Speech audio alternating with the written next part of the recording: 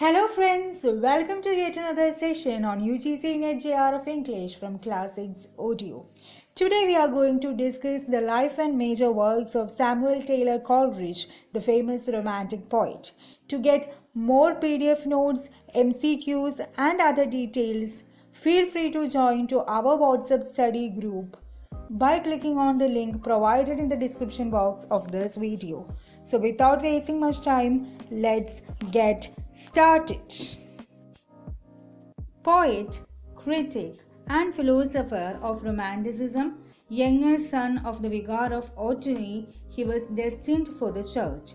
After his father's early death, he went to Christ's Hospital School, London, where he attracted a circle of young admirers including Leigh Hunt and Charles Lamb. At Jesus College, Cambridge, a brilliant career in classics was diverted by French revolutionary politics. From 1794, his friendship with Robert Southey led to their invention of pantisocracy, a scheme to set up a commune in America. Coleridge's first poetry, a series of sonnets to eminent radicals, including William Godwin and Joseph Priestley, was published in the Morning Chronicle. To finance pantisocracy, he and Southey gave political lectures in Bristol and collaborated on a verse drama called The Fall of Robespierre. They also simultaneously courted and married two sisters, Sarah and Edith Ficker. After quarreling with Southey, Coleridge retired with Sarah to a cottage at Clevedon, where their first son Hartley, named after the philosopher David Hartley, was born. Here, Coleridge edited a radical Christian journal called The Watchman and published poems on various subjects. He considered entering the Unitarian ministry. In June 1797, Coleridge met Wordsworth and his sister Dorothy. The intense friendship that sprang up between the three shaped their lives for many years and proved one of the most creative partnerships in English Romanticism. Between July 1797 and September 1798, they lived and worked intimately together. The Coleridges at Netherstowey, Somerset, and the Wordsworths 2 miles away at Alfoxden, where they were visited by Charles Lamb, William Hazlitt, and others. Here, Coleridge wrote a moving series of blank verse conversation poems addressed to his friends called Fears in Solitude, The Lime Tree, Bower My Prison, The Nightingale, and Frost at Midnight. He also composed his celebrated opium vision Kubla Khan at Wordsworth's suggestion. Coleridge wrote The Rime of the Ancient Mariner and started 3 other ballads, including Christabel. A selection from their work appeared as the Lyrical Ballads in 1798, intended as an experiment in English poetry, which after a poor critical reception achieved a revolution in literary taste and sensibility. Disenchanted with political developments, he wrote France an Ode.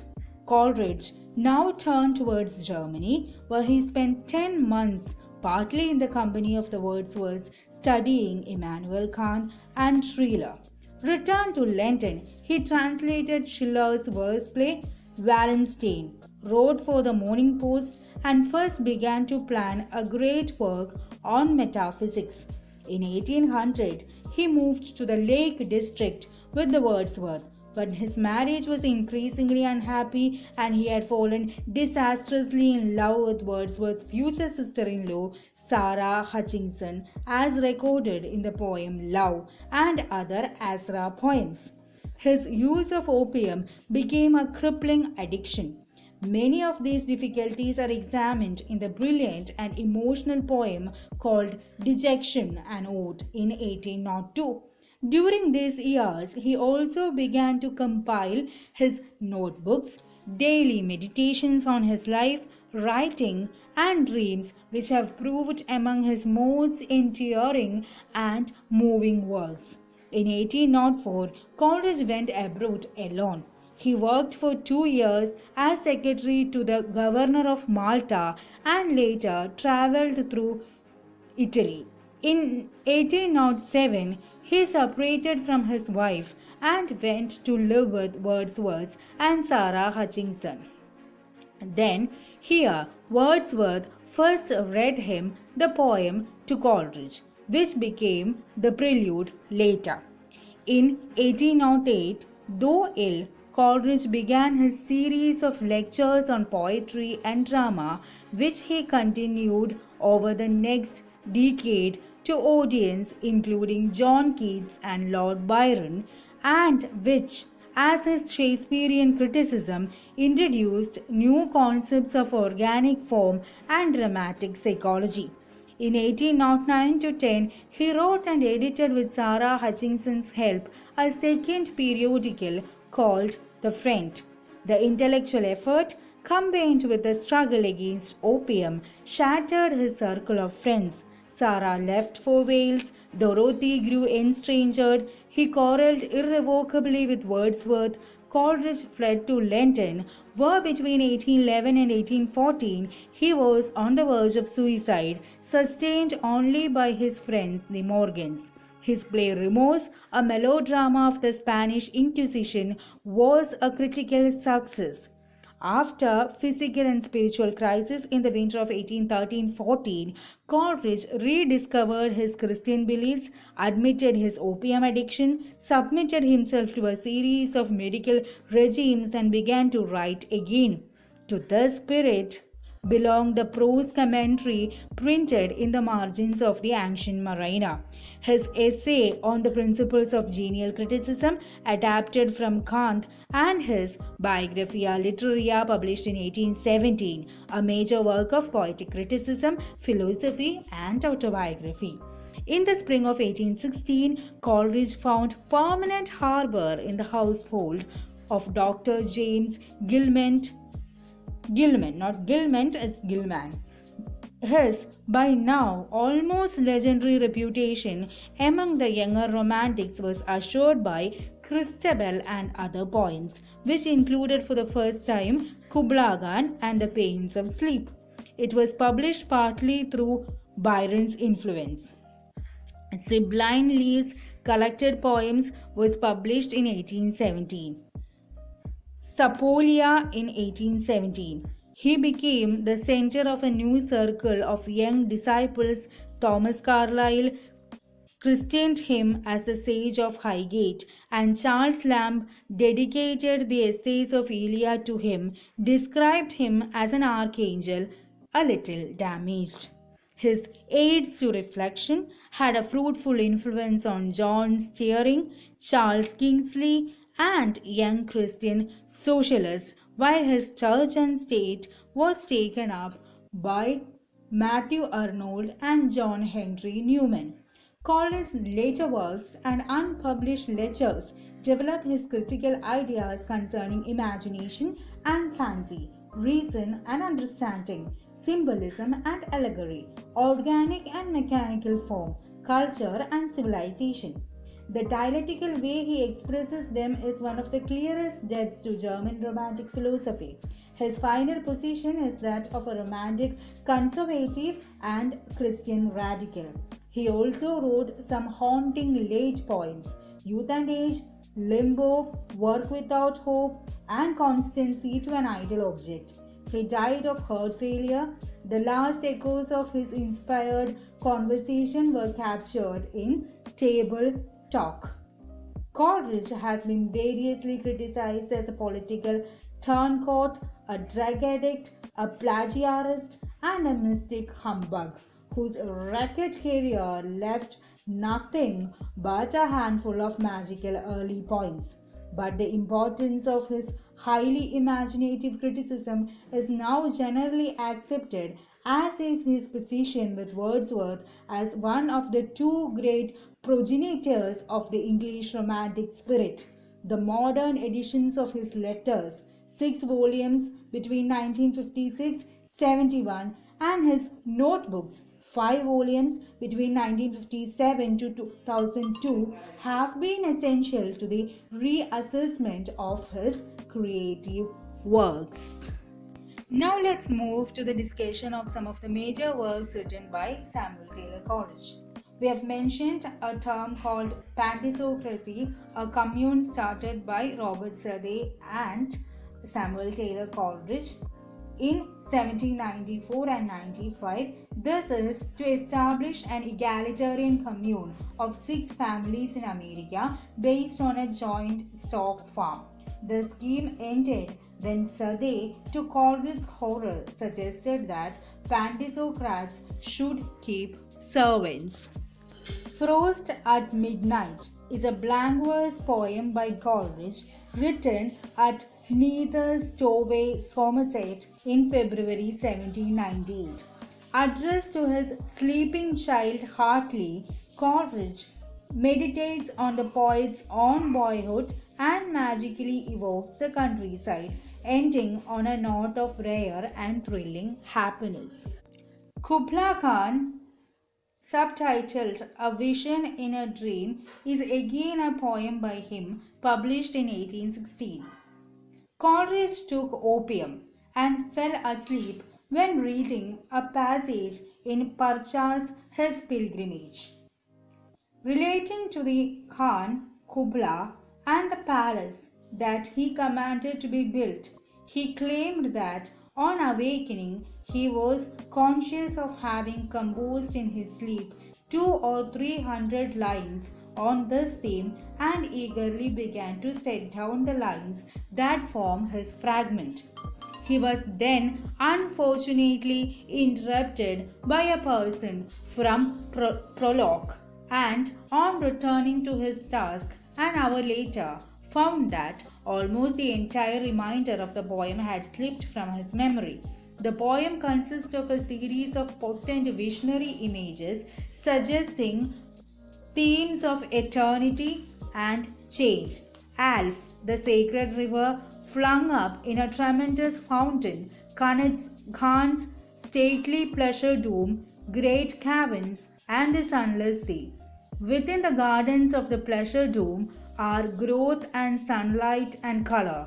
There are hints of death and war, the vision of a damsel with a dulcimer, and of the frenzy of the poet who has drunk the milk of paradise.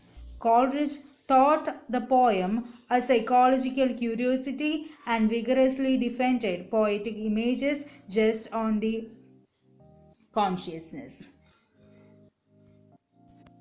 The Rime of the Ancient Mariner, published in 1798 in Lyrical Ballads. A revised version with marginal glosses was published in Sibylline Leaves. An ancient mariner meets 3 gallants on their way to a marriage feast and stops one of them in order to tell his story. His ship was drawn towards the South Pole by a storm. When the ship is surrounded by ice, an albatross flies through the fog and is received with joy by the crew. The ice splits and the bird moves on with the ship. Then, inexplicably, the mariner shoots it. After this act of cruelty, a curse falls on the ship. She is driven north to the equator and is becalmed under burning sun in a rotting sea. The albatross, the bird, is huge round the neck of the hated mariner. A skeleton ship approaches on which death and life in death are playing dice, and when it vanishes, all the crew die except the mariner.